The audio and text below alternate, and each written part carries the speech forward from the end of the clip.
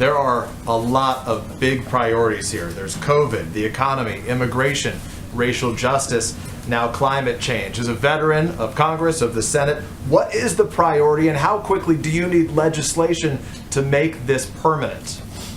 Well, Peter, the priority is precisely what the president has set out, all of them, all 6 of the major crises that he faces. And he's addressing every single one of them, and he knows that the United States, all of us, have the ability to be able to do that. And the reason that has to be done is every single one of them are life and death. Every single one of them represent a challenge to the very fiber of our society. And the other reason, obviously, everything, I agree with everything Gina said, but I'd simply add that the other reason for doing it now is the science tells us we have to.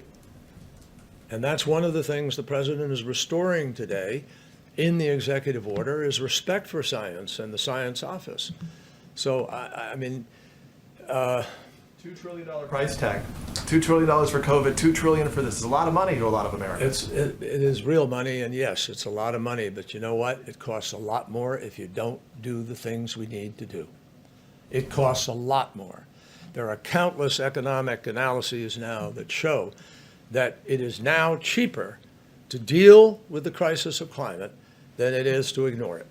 We spent $265 billion 2 years ago on three storms: Irma, Harvey, and Maria. Maria destroyed Puerto Rico. Harvey dropped more water on Houston in 5 days than goes over Niagara Falls in a year. And Irma had the first recorded winds at 185 miles an hour for 24 sustained hours. That last year, with one storm, $55 billion. So we're spending the money, folks. We're just not doing it smart. We're not doing it in the way that would actually sustain us for the long term. So this is critical. The goal of the Paris Agreement was to hold the Earth's temperature increase to 2 degrees centigrade.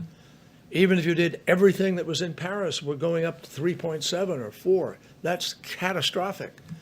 What President Biden is trying to do is listen to science, listen to facts, and make tough decisions about what we need to do to take the world to a better place, and particularly our own country.